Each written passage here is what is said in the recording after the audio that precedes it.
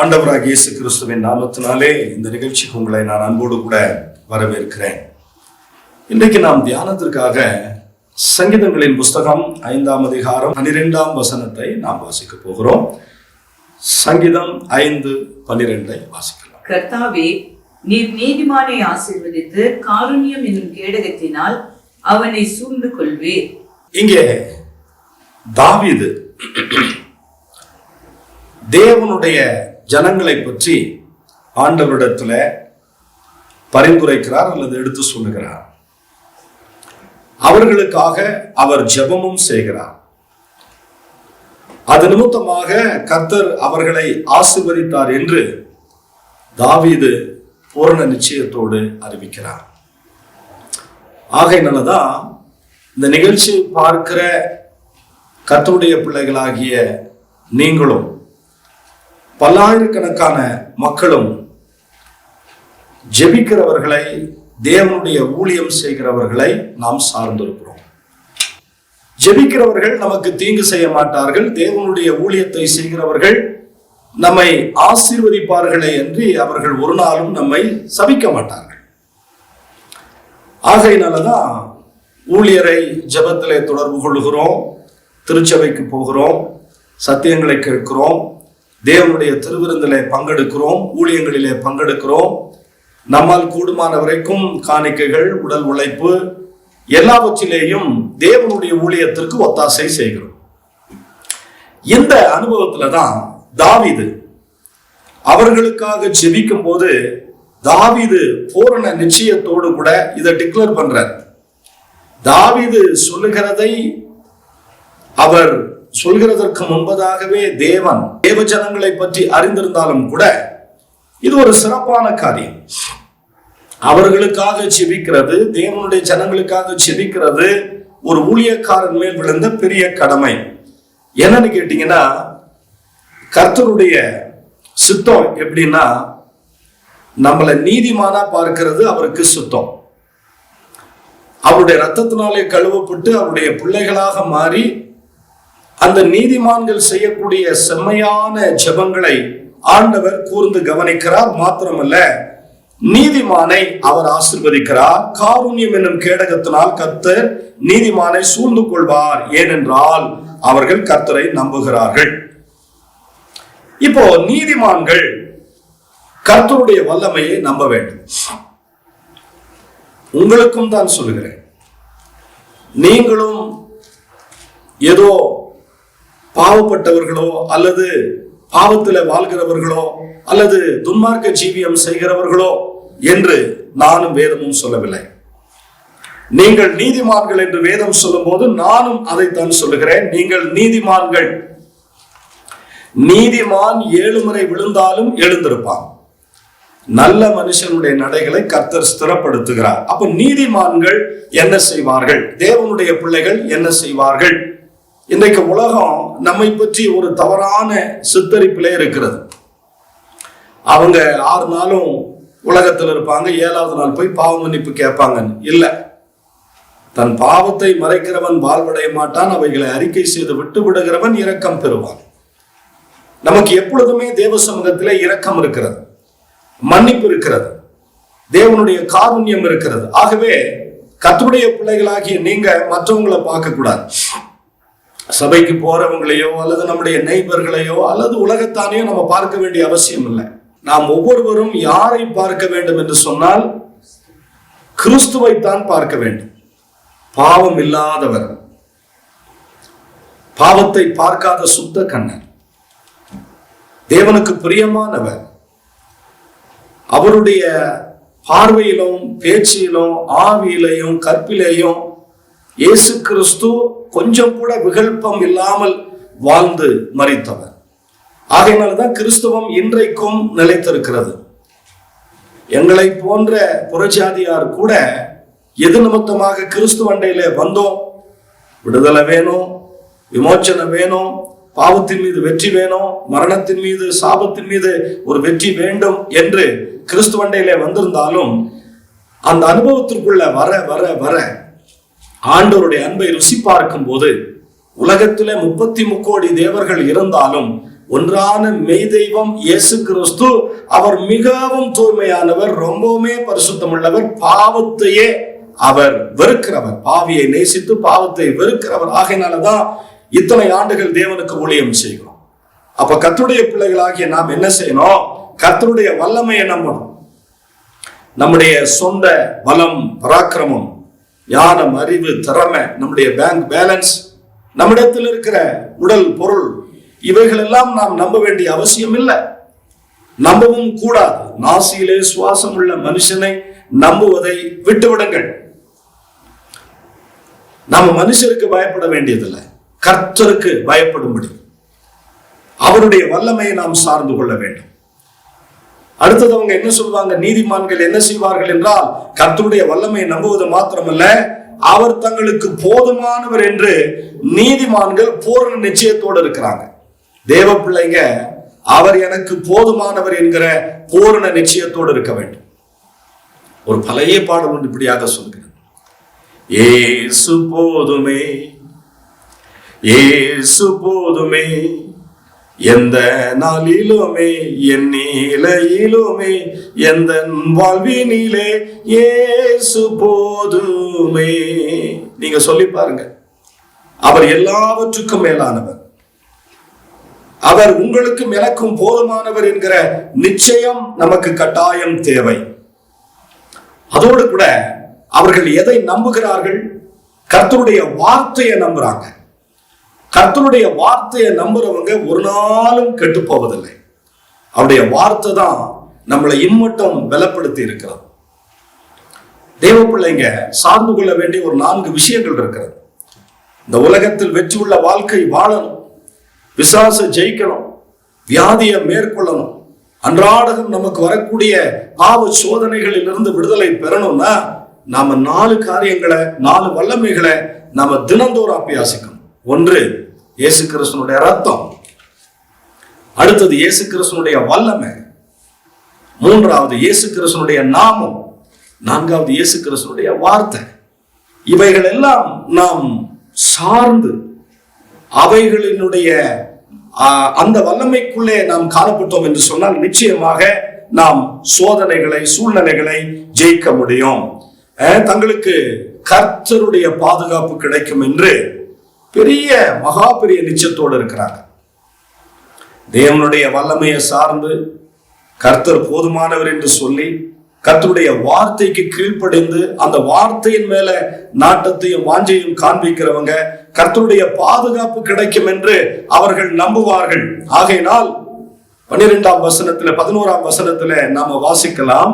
5:11 வாசிக்கும் போது, ஆகையினால் அவர்கள் என்னாலும் கம்பீரிப்பார்களாக, உம்மை நம்புகிறவர்கள் யாவரும் சந்தோஷித்து என்னாலும் கம்பீரிப்பார்களாக என்று தாவீது கர்த்தருடைய சமூகத்திலே விண்ணப்பம் பண்ணுகிறார். நீதிமான்கள் கர்த்தரிடத்திலே களி கூறுவார்கள். 4ஆம் சங்கீதத்துல 7ஆம் வசனத்தை வாசிக்கலாம். 4ஆம் சங்கீதம் 7ஆம் வசனம், அவர்களுக்கு தானியமும் திராட்சை ரசமும் பெருகி இருக்கிற காலத்தின் சந்தோஷத்தை பார்க்கிலும் அதிக சந்தோஷத்தை நீதிமான்கள் கர்த்தரிடத்திலே மனமகிழ்ச்சியா இருப்பாங்க, களி கூறுவாங்க, சந்தோஷமா இருப்பாங்க. இந்த உலகத்தான் என்ன நினைக்கிறான்? பொருள் சம்பாதிக்கணும், பொருள் ஈட்டணும், வீடுகளை கட்டணும், வங்கிகளிலே முதலீடு செய்யணும், அருமையான அவனுக்கு மகிழ்ச்சியை தரக்கூடிய உலக பிரகாரமான நாட்டங்களை, இன்பங்களை கொடுக்கக்கூடிய 4விதமான காரியங்கள் அவனுடைய வீட்டுக்குள்ள இருக்க வேண்டும் என்று அவன் விரும்புகிறான். அதுல ஒன்று தானியம், திராட்சை ரசம். இன்னும் இப்ப மாடல் வேலையில சொல்லணும்னா அரிசி, பருப்பு, மளிகை, அப்புறம் குடி, மருந்து, விருந்து, இவைகள் எல்லாம் அவனுடைய அத்தியாவசிய பொருளாக மாறிவிட்டது. அது இருந்தாதான் சந்தோஷம். நல்ல சாப்பாடு சாப்பிட்டா அவனுக்கு மனமகிழ்ச்சி, நல்ல மதுபான விருந்துகளை அனுசரித்தால் அவனுக்கு மனமகிழ்ச்சி. அப்படி அல்ல. நமக்கு அவர்களுக்கு தானியமும் திராட்சை ரசமும் பெருகி இருந்தாதான் சந்தோஷம். ஆனால் அதை பார்க்கணும், அது இல்லாமலே நம்மால சந்தோஷமாய் இருக்க முடியும். கர்த்தருக்குள் சந்தோஷமாய் நம்மால் இருக்க முடியும். மகிழ்ச்சியாய் இருப்பதே தேவனுடைய பலன் என்று சொல்லப்பட்டிருக்கிறது. ஒரு சமயம் நோவாவை இரண்டாவது ஆதாம்னு சொல்லுவாங்க. தேவன் மனுஷனை உண்டாக்கினது அவருக்கு விசனமா இருந்த காரணத்தினாலே நோவாவினுடைய குடும்பத்தை தவிர மற்ற எல்லா சமுதாய ஜனங்களும் அழிக்கப்பட வேண்டியதாக இருந்தது. வானத்தின் மதகுகளை திறக்கிறார், பூமியினுடைய ஆழங்களை பிளக்கிறார், நோவாவை பேழையை உண்டு பண்ண சொல்லுகிறார். அதில் அவனுடைய குடும்பம் 8 பேர் பாதுகாக்கப்படுகிறார்கள். ஆடு மாடு உயிரினங்கள் எல்லாமே அந்த பேழைக்குள்ளே சேர்க்கப்பட்டது. பிரம்மாண்டமான ஒரு கப்பல், நீண்ட ரயிலை போல நெடும் கிலோமீட்டர்களுக்கு கொண்ட ஒரு பேழையை அவர் உண்டாக்குகிறார். அது குப்பேர் மரத்திலே உண்டானது. பல மாதங்களுக்கு தேவன் அந்த பேழையிலே அவர்களை பாதுகாத்தார், ஒளித்து வைத்தார். ஜலம் வற்றி பேழை தரைக்குள்ளே இறங்கின உடனே நோவா முதலாவதாக இந்த மண்ணுக்குள்ளே கால் எடுத்து வைக்கும் போது தேவனுடைய அந்த புதிய உலகத்தை பார்த்தபோது அவனுக்கு ஒரு பெரிய சந்தோஷம். அவனுடைய துவக்க கால விசுவாசம், பயபக்தி, பரிசுத்தம் எல்லாம் அளப்பறிக்க முடியாத அவ்வளவு தேவனுக்கு உகந்த ஒரு பாத்திரமாக அவன் காணப்பட்டான். அந்த பூமியிலே முதலாவதாக கால் எடுத்து வைத்த போது கர்த்தருக்கு நல்ல பலிகளை, சுத்தமான பறவைகள், சுத்தமான மிருகங்களை கொண்டு தேவனுக்கு பலி செலுத்தினதுனாலே அது சுகந்த வாசனையாக அவர் முகர்ந்து கொண்டார். நோவாவின் மேல ரொம்ப பிரியமாக இருந்தார். யாரெல்லாம் நன்றி பலிகளை, துதி பலிகளை, ஸ்தோத்திர பலிகளை, ஜெப பலிகளை ஆண்டவருக்கு என்று இருதயத்தின் ஆழத்திலிருந்து அந்த ஆராதனைக்குரிய வேட்கையை உகந்ததாக்கி கொடுக்கிறார்களோ அவர்கள் மேல தேவன் ரொம்ப பிரியமா இருக்கிறார். சமாரிய ஸ்திரீ அவள் ஒரு பாவப்பட்ட பெண்ணாக இந்த சமுதாயத்துல அவள் ஒதுக்கி வைக்கப்பட்டிருந்த போது, அந்த கிராமத்துல தள்ளி வைக்கப்பட்டிருந்த போது இயேசு கிறிஸ்து மாத்திரம் அவளிடத்தில் இருக்கிற ஆராதனை வேட்கை, அந்த ஆராதனை வாஞ்சையை பார்த்து அவளை ஆசீர்வதித்தார். அதே மாதிரிதான் நோவாவை ஆசீர்வதிக்கிறார். நோவா இந்த பேழையை உண்டு பண்ணுகிறதற்கு முன்பதாக அவன் ஒரு விவசாயி, அவன் ஒரு பயிரிடுகிறவன். பேழையை உண்டு பண்ணுகிற போது அவன் தச்சனாக மாறிவிடுகிறான். பேழையிலிருந்து வெளியே வந்தவுடனே மறுபடியும் பயிரிடுகிறவனாக மாறி நிலங்களை பகுத்து வீடுகளை கட்டி ஏராளமான காரியங்களை அவன் சுதந்திரித்துக் கொள்ள முடிந்தது. அதோடு கூட இந்த ஜலப்பிரளயம் வருகிறதுக்கு முன்பாக நோவா எந்த விவசாயத்தை செய்தார் என்று நமக்கு தெரியல. ஜலப்பிரளயத்திற்கு பிறகும் அவர் பயிரிடுகிறவராக மாறினார். நீங்க வாசிக்கலாம் ஆதியாகமத்தின் புஸ்தகத்துல 9:20 வாசிக்க கேட்கலாம். நோவா பயிரிடுகிறவனாகி திராட்சை தோட்டத்தை நாட்டினான். அவன் திராட்சை ரசத்தை குடித்து வெறி கொண்டு தன் கூடாரத்தில் வஸ்திரம் விலகி படுத்திருந்தான். திராட்சை தோட்டத்தை நாட்டினது தேவனுடைய சுத்தம் அல்ல என்று நாம் சொல்ல முடியாது. அன்றையத்தினுடைய அவசியம் அதுவாக இருந்திருக்க கூடும். ஆனால் தேவன் திராட்சை தோட்டத்தை அவன் பயிரிடுகிறதை அங்கீகரித்தாலும் திராட்சை தோட்டத்தை நாட்டினதை அவர் விரும்பி இருந்தார். ஏனென்று கேட்டால் பழைய ஏற்பாட்டில திராட்சை ரசம் பலிகளிலே சேர்க்கப்பட்ட ஒன்றாக இருந்திருக்கிறது. அதை தவறுன்னு சொல்லல, திராட்சை பழங்களை தவறு என்று சொல்லவில்லை, திராட்சை ரசத்தை அவர் தவறு என்று சொல்லவில்லை. அது மனமகிழ்ச்சிக்காகவும் பண்டிகைக்காகவும் கொண்டாடுகிறதை அவர் ஒருபோதும் வெறுக்கவில்லை. ஆனால் அவன் வெறி கொள்ளக்கூடிய அளவுக்கு அந்த திராட்சை ரசத்தை எடுத்துக்கொண்டான் பாருங்கள், அதுதான் தவறு. எப்படி அவன் பூமியிலே முதலாவதாக திராட்சை தோட்டங்களை நாட்டின போது அவைகள் அபரீதமான பலன் கொடுத்தது. ஏராளமான கனிகள், ஏராளமான திராட்சை பழங்கள், அவைகளை ஆலையிலே மிதித்து அந்த திராட்சை ரசத்தை மிகுதியாக அவர் வைத்திருந்த போது கொஞ்சம் கொஞ்சமாக அது கெடவும் புளிக்கவும் ஆரம்பித்திருக்க கூடும். ஒவ்வொரு நாளும் நோவாவுக்கு பண்டிகை, குடும்பங்களிலே பண்டிகை, மகன்கள், மகள்கள், பேரப்பிள்ளைகள், இப்படி சமுதாயங்கள், சந்ததிகள் பெருக பெருக பெருக பண்டிகைகள், கொண்டாட்டங்கள் தாராளமாய் காணப்பட்டது. அந்த பண்டிகை நாட்களிலே அளவுக்கு மிஞ்சிய நிலையிலே அவன் திராட்சை ரசத்தை வெறி கொள்ளக்கூடிய அளவுக்கு குடித்து வெறித்து வஸ்திரம் விலகி தன் கூடாரத்திலே படுத்திருந்ததுதான் பிரச்சனை. வெறி கொள்ளக்கூடிய அளவுக்கு குடிக்கிறது தப்பு அப்படின்னா நிதானமா ஒரு அளவுக்கு குடிக்கலாமான்னா இல்ல. மதுபானம் சுத்தமா கிறிஸ்தவர்கள் அருந்தக்கூடாது, அதை தொடவும் கூடாது. உலகத்தார்கள் அப்படி செய்கிறார்கள் என்று சொன்னால் சமுதாய போக்கு அப்படி இருக்கிறது. தேவ ஜனங்களுக்கு அவைகள் முற்றிலுமாக விளக்கப்பட்டிருக்கிறது. ஏன்? மதுபானம் கொள்ளுகிறவர்களை சமுதாயம் நம்பாது. அவர்களிடத்துல உண்மை இருக்காது, அவர்களிடத்துல உத்தரவாதம் இருக்காது, அவர்கள் தங்களுடைய பொறுப்பை சரியாக செய்ய மாட்டார்கள். உதாரணத்திற்கு ஒரு பொக்கிஷ அறையை, ஒரு வங்கியை ஒரு காவல் காக்கிறார் என்று வைத்துக் கொள்ளுங்கள். அன்று இரவு அவர் மிகுதியாக மதுபானத்தை அருந்தி அவர் தன்னுடைய தன்னிலையை மறந்து அங்கே போதையிலே கீழே விழுந்து கிடக்கும் போது அதை கொள்ளையடிப்பதற்கு கூட கூட்டம் இருக்கிறது. அப்ப அவங்க பொறுப்புகள்ல உத்தரவாதமாக இருக்க மாட்டார்கள். நோவா செய்தது என்ன? குடித்தது வெறித்தது பாவம் என்றால் அவர் வஸ்திரம் விலகி நிர்வாணத்தோடு படுத்திருந்தது அதுவும் பெரிய பாவமாகத்தான் பார்க்கப்படுகிறது. அப்போ நோவா தன்னுடைய பண்டிகை நாளிலே, தன்னுடைய விருந்துகள் செய்யப்படுகிற நாளிலே அளவுக்கு மிஞ்சி அந்த திராட்சை ரசத்தை வெறி கொள்ளக்கூடிய அளவுக்கு குடித்ததுனாலே அவருடைய சந்தோஷம், அவருடைய போதை தலைக்கேறி தன்னுடைய கூடாரத்திலே வஸ்திரம் விலகி படுத்து அதற்கு அவமானம் நோவாவுக்கு உண்டாக்குறதை நாம பார்க்க முடியும். அப்போ நோவா மகிழ்ச்சியா இருந்தாரா? அப்போ அவங்களுக்கு கொஞ்ச நாள் மகிழ்ச்சி, அந்த விருந்து எடுத்துக்கொள்ளுகிற நாட்களிலே மகிழ்ச்சி, மதுபானம் அருந்துகிற நேரத்திலே மகிழ்ச்சி, திரையரங்குக்கு போகிறதிலே மகிழ்ச்சி, பண்டிகை கொண்டாட்டங்களிலே பங்கு பெறுகிறதிலே மகிழ்ச்சி. ஆனால் அவைகள் எல்லாம் தற்காலிகமானது என்பதை நாம் புரிந்து கொள்ள வேண்டும். இங்கே நமக்கு வேதம் சொல்லுகிறது என்ன? நீதிமான்கள் கர்த்தரிடத்திலே களி கூறுவார்கள், அவளுக்கு தானியமும் திராட்சரசமும் பெருகி இருக்கிற காலத்தின் சந்தோஷத்தை பார்க்கலாம் அதிக சந்தோஷத்தை என் இருதயத்தில் கொடுத்தேன். ஆகவே இவர்கள் சந்தோஷத்தினாலே நிரம்பி இருப்பார்கள். அதற்கு என்ன காரணம்? இயேசு கிறிஸ்து சமாதானத்திற்கு எப்படி காரணரோ, சமாதானம் அவர் மூலமாக பிறப்பிக்கப்படுகிறதோ, அதே போல சந்தோஷத்தினுடைய உறைவிடமும் சந்தோஷத்திற்கு காரணரும் அவராகவே இருக்கிறார். கர்த்தர் கொடுக்கிற சந்தோஷம்தான் நிறைவா இருக்கும். சீஷர்கள் பரிசுத்தாவினாலும் சந்தோஷத்தினாலும் நிரப்பப்பட்டார்கள். சந்தோஷமா இருக்கிறது நம்முடைய பலன், மகிழ்ச்சியா இருப்பதே நம்முடைய பலன். அத்திமரம் துளிர் விடாமல் போனாலும், திராட்சரசம் பலன் கொடுக்காமல் போனாலும், நான் கர்த்தருக்குள்ளே மகிழ்ச்சியா இருப்பேன், தேவனுக்குள் களி கூறுவேன். பிலிப்பியர் 4:4 வாசிக்கும் போது சந்தோஷமா இருங்கள் என்று மறுபடியும் உங்களுக்கு சொல்கிறேன். இந்த சந்தோஷம் உலகத்தாருக்கு கிடைக்காததுனாலே அவர்கள் மாண்டு போய் கொண்டிருக்கிறார்கள், தற்கொலை செய்து கொள்ளுகிறார்கள்.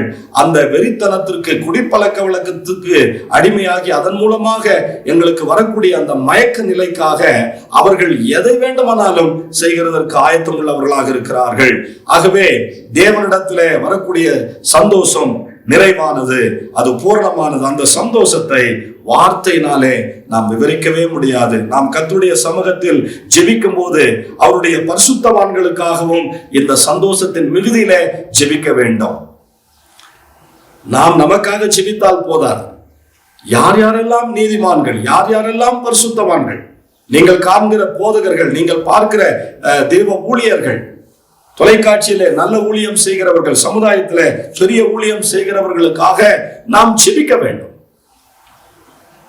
இன்றைக்கெல்லாம் சோசியல் மீடியாவில் மிகுதியான ஒரு வார்த்தை வாய் தவறி வந்து விட்டாலும் கூட அது ஒரு பெரும் குற்றமாக மாறிவிடுகிறது. அதை ட்ரோல் பண்ணுகிறதற்கு ஒரு கூட்டம் இருக்கிறது, அவர்களுடைய மகிமையை அவமானப்படுத்துகிறதற்கு ஒரு கூட்டம் கிறிஸ்துவத்துல உலாவிக் கொண்டிருக்கிறது. அதெல்லாம் பிளாக் பண்ணிருங்க, அதெல்லாம் பார்க்காதீங்க. அவங்களுக்கு வேலை என்ன? நல்ல பிரபலமான நல்ல தேவ மனிதர்களை அவமானப்படுத்தணும், அவருடைய வளர்ச்சியை தடுக்கணும். அருமையானவர்கள, ஒரு மனுஷனை உயர்த்துறது கர்த்தர் தான். நம்முடைய கடமை என்ன? நாம் ஜெபிக்க வேண்டும். நம்மை போல அவர்களும் தேவனுடைய ஆசீர்வாதங்களை, வாக்குத்தத்தங்களை பெற்றுக்கொள்ளணும்னு சொல்லி நீதிமான்களுக்காக நாம் வேண்டுதல் செய்ய வேண்டியது அவசியமாக இருக்கிறது. ஏனென்று கேட்டால் தேவனுடைய பார்வையில நீதிமான்கள் ரொம்பவுமே சிறப்பானவர்கள். அவர்களுக்கும் தேவனுடைய வாக்குத்தத்தங்கள் அருளப்பட்டிருக்கிறது. தேவனுடைய ஆசீர்வாதங்களிலே அவர்களுக்கு மிகப்பெரிய ஒரு பங்கு உண்டு. இயேசு கிறிஸ்துவை உண்மையாய் நேசிக்கிற அனைவருக்கும் தேவனுடைய பூரண கிருபை உண்டாயிருக்கும். உங்களுக்கும் கர்த்தர் சொல்லுகிறார், பூரண கிருபை உண்டாயிருக்கும். கர்த்தர் தம்முடைய பரிசுத்தவான்களை காப்பாற்றுகிறார். கர்த்தருடைய பாதுகாப்பிலே பரிசுத்தவான்கள் ரொம்பவுமே சேஃப்டியா இருக்கிறாங்க. கர்த்தர் நீதிமானை ஆசீர்வதிக்கிறார். கர்த்தர் காருண்யம் என்னும் கேடகத்தை நீதிமானுக்கு அணிவிக்கிறார் என்று நாம் வாசிக்கிறோம். ஒரு சமயம் நான் கென்யாவுக்கு போய் மும்பையிலிருந்து நான் சென்னைக்கு கோயம்புத்தூருக்கு வர வேண்டியதாக இருந்தது. அந்த மும்பை விமான நிலையத்தில் ஏறுகிற போது ஆந்திராவை சேர்ந்த நிறைய நிபுணர்கள், தொழிலாளிகள் என்னுடைய விமானத்தில் எனக்கு முன்பாக அந்த செக்கினுக்காக போய் கொண்டிருந்தார்கள். அப்பொழுது அவர்கள் ஒருவரோடு ஒருவர் பேசிக்கொண்டார்கள். நீங்க உங்க சொந்த ஊர்ல எப்படி இருக்கு, உங்க படிப்புக்கு ஏற்ற வேலை இருக்கா, வருமானம் இருக்கா, இந்த கென்யாவினுடைய நிலவரம் எப்படி இருக்கு அப்படின்னு சொல்லும்போது அதற்கு அவர் சொன்ன ஒரு வார்த்தை என்னை ஆச்சரியப்படுத்தினது. நான் சொந்த ஊரிலே குறைவுபட்டு இருக்கிறதை விட இந்த தேசத்துல நான் ரொம்பவுமே பிளெக்சிபிளா இருக்கிறேன். நல்ல வசதியான வாழ்க்கை வாழ்ந்து கொண்டிருக்கிறேன். நல்ல வீடு, நிலங்கள், மனைவி, பிள்ளைகள், நல்ல ஆபரணங்கள், சொத்து சுகங்கள், பேங்க் பேலன்ஸ் எல்லாமே நல்ல பூர்ணமா இருக்கிறது என்று அவர் படித்த படிப்புக்கு ஏற்ற மாதிரி அவருக்கு ஆந்திராவில வேலை கிடைக்கலனாலும் கென்யாவில ஒரு சிறந்த வேலை செய்கிறதை அவராலே உறுதிப்படுத்த முடிந்தது. ஒருவரோடு ஒருவர் பேசிக் கொள்கிறார்கள். கர்த்தருடைய பிள்ளைகளை, அதைவிட தேவனாகிய கர்த்தரை நேசிக்கிற பிள்ளைகளுடைய உழைப்பு, அவர்களுடைய பாதுகாப்பு, அவர்களுடைய எதிர்காலத்தை எல்லாம் தேவன் சிறப்பாக வடிவமைக்க அவர் போதுமானவர். ஆகையினாலதான் நீதிமானை கர்த்தர் ஆசீர்வதித்து காருண்யம் என்னும் கேடகத்தினால் நீதிமானை சூழ்ந்து கொள்ளுகிறார், அணிவிக்கிறார். காருண்யம் என்னும் கேடகத்தை உங்களுக்கு அவர் அணிவிக்கிறார். இப்ப பாருங்க, யுத்த வீரர்கள் யுத்தம் பண்ணுவாங்க. அதற்கு அவங்க என்ன பயன்படுத்துவாங்க? கேடகத்தை பயன்படுத்துவாங்க. அந்த கேடகத்தை அவர்கள் எப்படி பயன்படுத்துவார்கள்? எந்த திசையில அவளுக்கு தாக்குதல் வருகிறதோ அந்த திசையில இருந்துதான் அவர்கள் தங்களை பாதுகாத்துக் கொள்வார்கள். அப்படின்னா கேடகம் உலக பிரகாரமான யுத்தத்திற்கு பயன்படுத்துகிற ஒரு கேடகம் ஒரு நேரத்துல ஒரு திசையில தான் அவர்களை பாதுகாக்கும், நம்மை கூட பாதுகாக்கும். ஆனால் கர்த்தருடைய கேடகம் அப்படி அல்ல. கர்த்தரோ தம்முடைய பரிசுத்தவான்களுக்கு அணியக்கூடிய கேடயம் இருக்கு பாருங்க. அந்த கேடயத்தின் வழியாக நாம எந்த திசையில் இருந்தும் பாதுகாக்க முடியும். கர்த்தருடைய பிள்ளைகளுக்கு அவருடைய காருண்யமே பெரிய பாதுகாப்பாக இருக்கிறது. கர்த்தர் தம்முடைய பிள்ளைகளுக்கு கிருபைகளையும் ஸ்லாக்கியங்களையும் அவர் கொடுக்கிறார். இதுவே கர்த்தர் தம்முடைய பிள்ளைகளுக்கு கொடுக்கிற ஆசீர்வாதமான ஒரு பாதுகாப்பு. நீங்கள் ஆசீர்வாதமான பாதுகாப்புக்குள்ளே கடந்து வர முடியும். கர்த்தருடைய பிள்ளைகளாகிய நமக்கு தேவனுடைய காருண்யமே மெய்யான பாதுகாப்பா இருக்கிறது. நமக்கு வரக்கூடிய பென்ஷன், நாம் வைத்திருக்கிற பேங்க் பேலன்ஸ், நமக்கு வரக்கூடிய வாடகைகள், நாம் வைத்திருக்கிற நிலங்கள், புலங்கள், சொத்து சுகங்கள், ஐஸ்வர்யம், இவைகள் நமக்கு பாதுகாப்பு என்று நாம் எண்ணிவிடவே முடியாது. அது பாதுகாப்பு அல்ல. அது நமக்கு ஜீவனை கொண்டு வரவே கொண்டு வராது. கர்த்தருடைய பிள்ளைகளாகிய நமக்கு தேவனுடைய காருண்யம் தான் நிரந்தரமான பாதுகாப்பு, மெய்யான பாதுகாப்பு. தேவன் நம்மை பாதுகாக்கும் போது எந்த தீங்கும் நம்மை அணுகுவதில்லை. வாதையும் கூடாரத்தை அணுகாது, பொல்லாப்புனுக்கு நேரிடாது என்று கர்த்தர் சொல்லுகிறார். பகலிலே பறக்கும் அம்பு, இருளில் நடமாடும் கொள்ளை நோய், மத்தியானத்தில் பாலாக்கும் சங்காரத்திற்கும் நீ பயப்படவே மாட்டாய். தேவனுடைய தெய்வீக பாதுகாப்பிலிருந்து நமக்கு உண்மையான பூர்ணமான பாதுகாப்பு வருகிறது. சத்துரு நம்மை தொட முடியாது, உலகம் நம்மை நெருங்க முடியாது. ஏன் என்று கேட்டால், உங்களையும் என்னையும் தொட்டால் அவருடைய கண்ணின் மணியை தொடுகிறான் என்று நாம் வேதத்திலே வாசிக்கிறோம். ஆகவே இது நமக்கு கிடைத்திருக்கிற விசேஷித்த சலாக்கியம். தாவீது இங்கே தனக்காக ஜெபம் பண்ணிவிட்டு பின்பு துன்மார்க்கருக்காகவும் ஜெபம் பண்ணுகிறார். 5ஆம் சங்கீதத்திலே 7, 8 வாசிங்க. 7ஆம் வசனம் 8ஆம் வசனத்தை வாசிங்க பார்க்கலாம். நானும் மிகுந்த கிருபையினாலே உமது ஆலயத்துக்குள் பிரவேசித்து உம்முடைய பரிசுத்த சந்நிதிக்கு நேரே பயபக்தியுடன் பணிந்து கொள்கிறேன். நானும் உமது மிகுந்த கிருபையினாலே, ஆண்டவருடைய மிகுந்த கிருபையை பெற்றிருக்கிற நாம் என்ன செய்யணும்? கர்த்தருடைய ஆலயத்திற்குள்ளே பிரவேசிக்கணும். அந்த ஆலயத்திற்குள்ளே பிரவேசித்து அந்த பரிசுத்த சன்னதிக்கு நேரே பயபக்தியுடன் பணிந்து தொழுது கொள்ள வேண்டும். கிருபை பெற்றவர்கள் எல்லாம் கிருபையை இழந்து விடக்கூடாது, கிருபையை போக்கடிக்க கூடாது. ஏசாவை போல தனக்கு அருளப்பட்ட அந்த சேஷ்ட புத்திர பாகத்தினுடைய அருமையை அவன் உணராமல், ஒருவேளை அந்த பயிற்சங்கூழுக்காக தன்னுடைய சேஷ்ட புத்திர பாகத்தை இழந்து, கிருபையை இழந்து, தேவனிடத்திலிருந்தும் தன் தகப்பனாரிடத்திலிருந்தும் ஒரு ஆசீர்வாதத்தையும் அவன் பெற முடியவில்லை. அவன் ஏசாவை போல ஒருவனும் இருக்க வேண்டாம். தன் சேஷ்ட புத்திர பாகத்தை விற்று போட்ட வேசிக்கல்லனாகிய ஏசாவை போல இருக்க வேண்டாம் என்று கர்த்தர் யாக்கோபுக்கு வாக்கு பண்ணினது போல நமக்கும் வாக்கு பண்ணுகிறார். கர்த்தருடைய பிள்ளைகளே, இங்கே 7:8 அவர் எப்படி செபிக்கிறார் பாருங்க.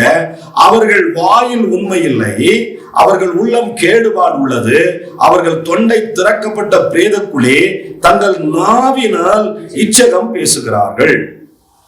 அதோடு கூட துன்மார்க்கருக்காக செபிக்கிறார். 9:10 துன்மார்க்கருக்காக செபிக்கிறார். 10ஆம் வசனத்தை வாசிங்க.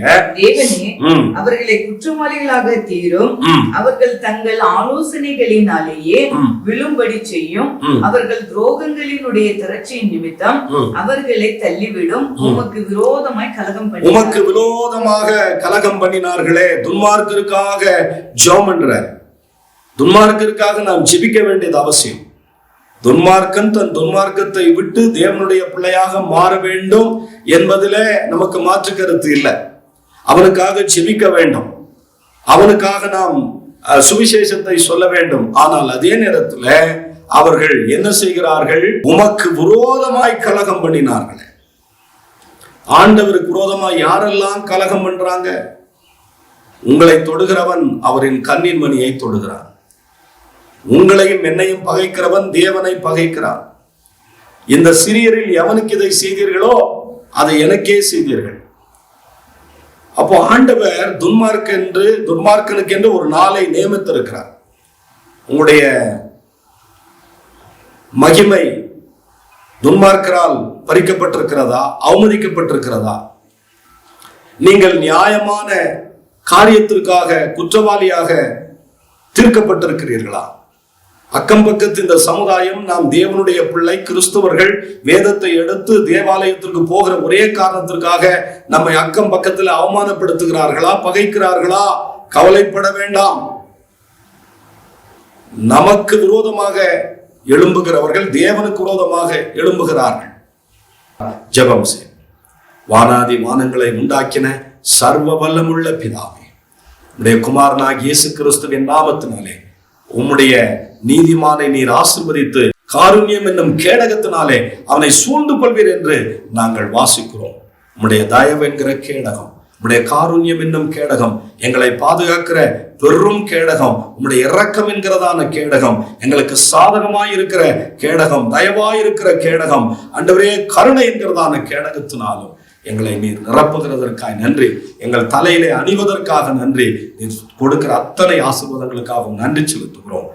மீட்பர் இயேசு கிறிஸ்துவின் வல்ல நாமத்தில் ஆசீர்வதித்து ஜெபிக்கிறோம் நல்ல பிதாவே, ஆமென். God bless you. கர்த்தர் உங்களை ஆசீர்வதிப்பார். கர்த்தர் உங்களை ஆசீர்வதித்து காருண்யம் என்னும் கேடகத்தினால் உங்களை சூழ்ந்து கொள்வார். God bless you. தொடர்ந்து உங்களுக்காக ஜெபிக்கிறேன். உங்களுடைய ஜெப குறிப்புகளை எனக்கு அலைபேசி கடிதங்கள் மூலமாக எனக்கு தெரியப்படுத்துங்கள். கர்த்தர் உங்களை அபரிதமாக ஆசீர்வதிப்பார். இந்த நிகழ்ச்சிகளை உங்கள் ஜெபத்தினாலும் உங்கள் பொருளாதாரத்தினாலும் உங்கள் ஆலோசனைகளினாலும் தாங்குங்கள். கர்த்தர் தொடர்ச்சியாக உங்களோடு கூட பேசுவார், பெரிய காரியங்களை செய்வார். ஆமென். 3:6 இந்த நிகழ்ச்சியின் மூலம் நீங்கள் பெற்றுக்கொண்ட ஆசீர்வாதங்கள் மேலும் பலருக்கு கிடைக்க உங்கள் ஊக்கமான ஜெபங்களினாலும் காணிக்கைகளினாலும் நன்கொடைகளினாலும் தாங்குங்கள். உங்கள் காணிக்கைகளை போன்பே, ஜிபே மூலம் செலுத்த வசதிகள் உண்டு. Phone number 9430176645.